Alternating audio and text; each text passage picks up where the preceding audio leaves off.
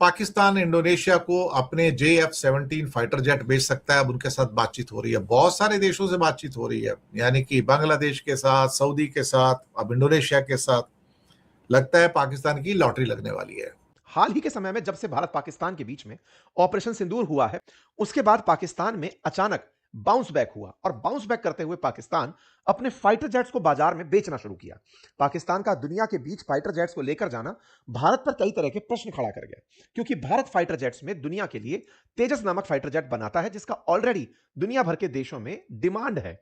उसके बावजूद तेजस की जगह खबरें पाकिस्तानी JF-17 की आती हैं। इंटरेस्ट पैदा होता है कि पाकिस्तान के पास फाइटर जेट बनाने की काबिलियत भी है। ऐसे में पाकिस्तान के फाइटर जेट्स को लेकर जो सुर्खियां हैं, वो आज एक बड़ा ध्यान आकर्षित करती हैं जब इंडोनेशिया पाकिस्तान से JF-17 परचेज करने के लिए चला आता है। इंडोनेशिया की तरफ से इंडोनेशिया के डिफेंस मिनिस्टर यहां के एयर चीफ मार्शल से मुलाकात करके JF-17 खरीदने को लेकर अपना इंटरेस्ट जाहिर कर देते हैं। साथियों, पाकिस्तान लगातार इन दिनों अपने फाइटर जेट्स बेचने निकला हुआ है। आज से लगभग 2 हफ्ते पहले ही मैंने लीबिया के साथ हुई इनकी एक डिफेंस डील के बारे में आप लोगों को बताया था, जिसमें पाकिस्तान की अब तक सबसे बड़ी डिफेंस डील जिसे कंसीडर किया गया। पाकिस्तान $4 बिलियन में लीबिया को अपना JF-17 फाइटर जेट बेच रहा है। यह खबर पाकिस्तान से जुड़ी खबर थी, रॉयटर्स ने इसे कवर किया था। इसके बाद खबर बनती है कि पाकिस्तान JF-17 फाइटर जेट को बांग्लादेश को बेच रहा है। फिर खबर बनती है कि यह $1.5 बिलियन में JF-17 को सूडान को बेच रहा है। आज एक्सक्लूसिव खबर बनती है कि पाकिस्तान JF-17 को इंडोनेशिया को बेच रहा है। इंडोनेशिया के साथ पाकिस्तान का यह डील ऐसे समय पर होना जिस समय पर इंडोनेशिया ऑलरेडी भारत के तेजस में इंटरेस्ट जाहिर कर रहा था, उस समय पर इंडोनेशिया पाकिस्तान के पास पहुंचता है और उनसे डिफेंस डील करता है। यह भारत पर एक बड़ा सवाल खड़ा करता है, कई तरह के सवाल। क्या हमारा तेजस इनकॉम्पिटेंट है? क्या तेजस को खरीदने वाले लोग अब पाकिस्तान से विमान खरीद रहे हैं? क्या भारत ने फाइटर जेट्स में लड़ाई हार ली है? क्या फाइटर जेट्स पाकिस्तान के पास उच्च श्रेणी के हैं? क्या भारत के फाइटर जेट्स को पाकिस्तान ने ऑपरेशन सिंदूर में जिस तरह से नुकसान पहुंचाने की खबर बाजार में फैलाई, क्या दुनिया उस खबर को पाकिस्तान अपने JF-17 फाइटर प्लेन को अब इंडोनेशिया को भी बेचना चाहता है। कई देशों से इस टाइम उनकी डील जो है चल रही है, बातचीत चल रही है, और शायद 40 एयरक्राफ्ट के बेचने की बात हो रही है, क्योंकि सपोर्ट चाइना की है ना। तो पाकिस्तान अब कई देशों को अपना हल्का फाइटर जेट बेचने में लगा है, और अगर इसको वो कामयाब होता है तो उनको अच्छे खासे पैसे वगैरह भी मिल जाएंगे। बांग्लादेश के साथ बातचीत है, सऊदी के साथ बातचीत है, और कई और देश हैं जहां पर JF-17 को बेचने की उनकी बातचीत चल रही है। और ये 40 JF-17 की डील हो सकती है इंडोनेशिया के साथ में, और इंडोनेशिया है पाकिस्तान के किसी ड्रोन में भी दिलचस्पी दिखा रहा है। अब फाइनल क्या होगा ये हमें नहीं पता, लेकिन इस बीच में इंडोनेशिया के डिफेंस मिनिस्टर शामसुद्दीन और पाकिस्तान के एयरफोर्स चीफ के साथ में भी एक मीटिंग हुई है, और वो यहाँ पर इस सेल को फाइनलाइज करने, ट्रेनिंग देने और बाकी जो टेक्निकल सपोर्ट होती है उसकी बात कर रहे हैं। अ, अभी तक उसने जो प्लेन बेचे हैं, सुना है म्यांमार को कुछ प्लेन बेचे थे, नाइजीरिया, लीबिया को भी कुछ प्लेन बेचे हैं, और वो नंबर बहुत कम है एक्चुअली। म्यांमार को 2021 में सप्लाई किए गए थे, और नाइजीरिया फिर दूसरा ग्राहक था, उसने कुछ प्लेन खरीदे थे। सऊदी अरब के साथ भी एक डील है, अब देखते हैं कि वो एक $2 बिलियन की डील है, उसको JF-17 में कन्वर्ट करने की बातें हो रही हैं। अजरबैजान भी इस समय दिलचस्पी रखता है। तो कई सारे मुल्क हैं जो इस समय पाकिस्तान के साथ बातचीत में लगे हुए हैं। आपके सामने JF-17 की एक तस्वीर है। JF-17 $25 से $30 मिलियन में मिलने वाला एक फाइटर जेट है, जिसकी अधिकतम स्पीड 1.6 मैक है। ये 13,500 किलोग्राम वजन के साथ उड़ सकता है। इसके बारे में कहा जाता है कि दुनिया के पाकिस्तान के अलावा म्यांमार, अजरबैजान और नाइजीरिया जो देश हैं, वो भी इस फाइटर जेट को रखते हैं। इस फाइटर जेट्स को एयर टू सी मिसाइल दागने के लिए, लेजर गाइडेड वेपन्स के लिए, रनवे पेनिट्रेशन बॉम्ब्स फेंकने के लिए और डबल बैरल गन यूज करने के लिए यूज में लिया जाता है। JF-17 को किस तरह बनाया गया, पहले मैं इसके बारे में भी आपको जान दूं। भारत के अंदर जिस तरह से तेजस को HAL द्वारा बनाया जाता है, ऐसे ही पाकिस्तान में Pakistan aeronautical complex that is PAC, China की Chengdu aircraft care corporation CAC के साथ मिलकर इसे बनाता है। चाइना पाकिस्तान ने सन 1919 के दशक में, 1990 के दशक में मिलकर के ये एग्रीमेंट किया कि वो एक फाइटर जेट का निर्माण करेंगे। ऐसे में दोनों के बीच की एक दूसरे के साथ मित्रता बढ़ती गई। शुरुआती 2000 के दशक में इन्होंने फाइटर जेट बनाना शुरू किया। PAC जो कि कामरा में स्थित है, पाकिस्तान के पंजाब प्रोविंस में, इस्लामाबाद से मात्र 80 किलोमीटर की दूरी पर है, वहां इन्होंने अपने काम को स्प्लिट कर लिया।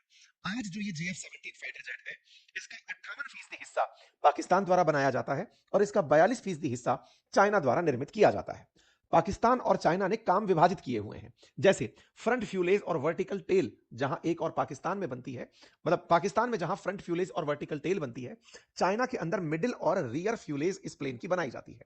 चाइना के अंदर, रशिया का इसके अंदर इंजन यूज किया जाता है और ब्रिटिश के द्वारा, ब्रिटिशर्स मैन्युफैक्चरर्स के द्वारा, जैसे मार्टिन बेकर, उनकी सीट जिसके जिसके साथ में इजेक्ट बहुत आसानी से किया जा सकता है, वो सीट इसके अंदर लगी हुई है। रशियन इंजन है, फ्रंट फ्यूलेज खुद बना रहे हैं, टेल खुद बना रहे हैं, मिडिल हिस्सा चाइना वाले बना रहे हैं। असेंबल कुल मिलाकर ये पूरी तरह पाकिस्तान में होता है।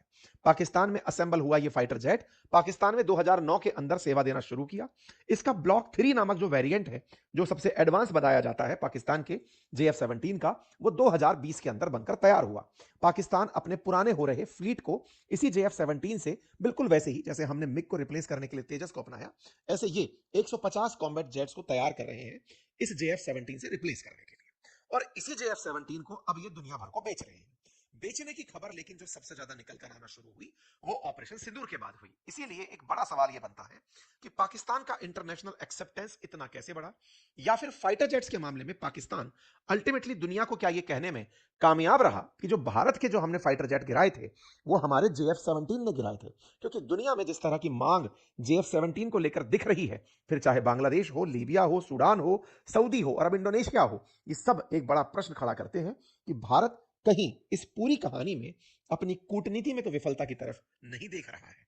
क्या दुनिया को अपनी बात बताने में हम अमेरिका के द्वारा फैलाए और चीनी प्रोपेगेंडा में फंस तो नहीं गए हैं? आइए इस बात को थोड़ा और गहराई से समझते हैं।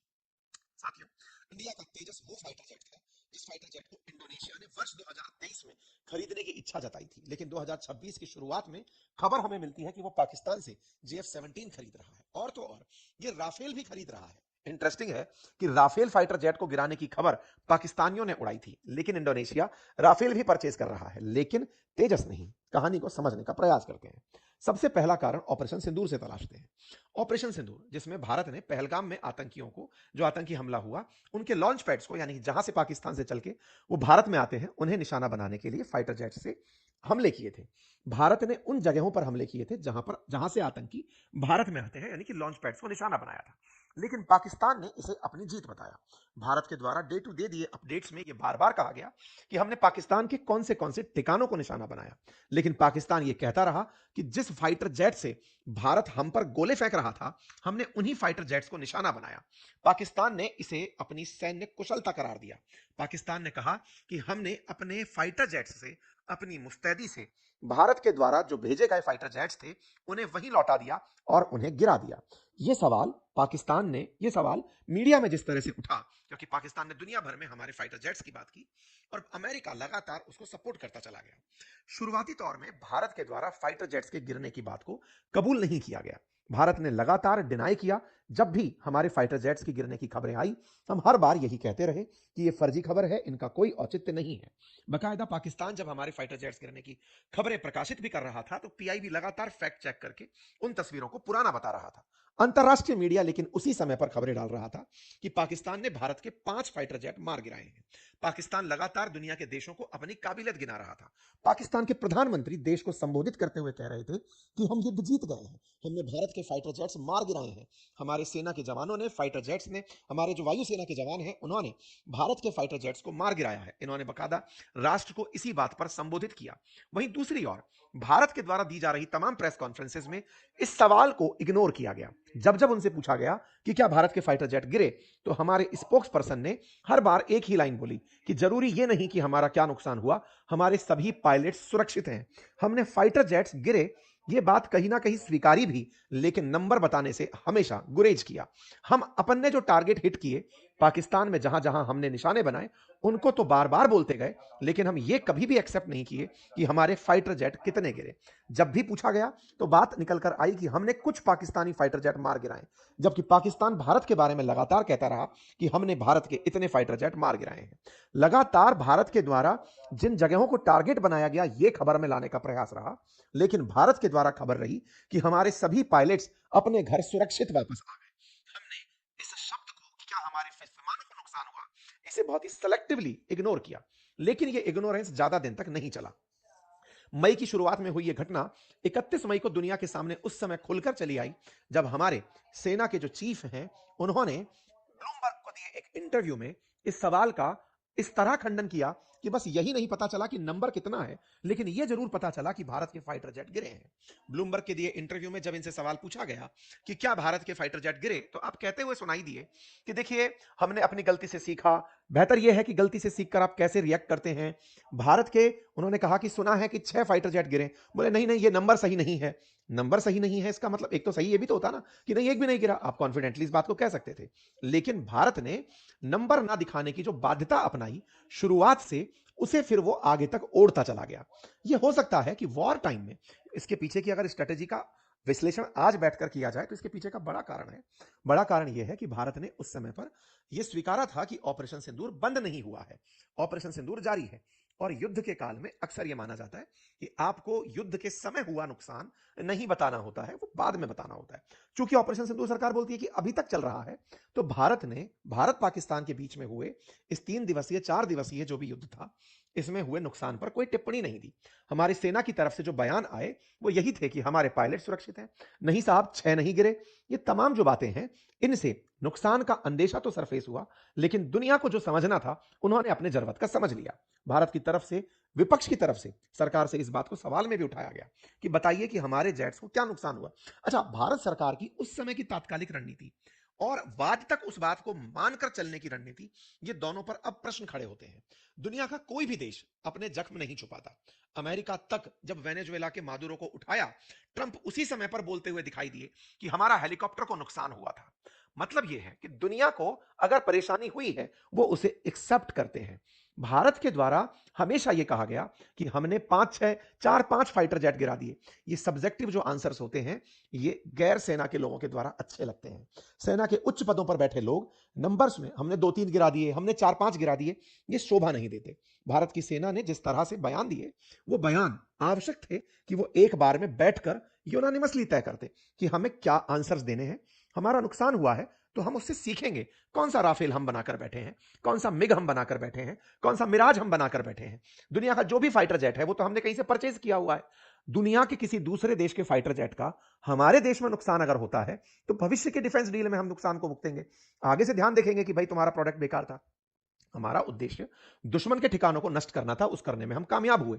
लेकिन इस जगह पर अमेरिका जो बार बार हम पर कहता चला गया कि इनके 8 फाइटर जेट गिरे, हम अपनी बात का खंडन नहीं किए, भारत की सेना के द्वारा भी कोई बयान नहीं आया। हमारा एक फाइटर जेट नहीं, हम दुनिया से खरीद के फाइटर जेट चला रहे हैं। हम उन फाइटर जेट्स के डिफेंस में इतने आगे बढ़ गए कि हमारे खुद के प्रोडक्ट्स पर सवाल खड़े हो गए। तो भारत ने जो भी स्ट्रेटजी रखी, क्या वो स्ट्रेटजी आज हमारे तेजस की सेल पर सवाल खड़ा कर रही है?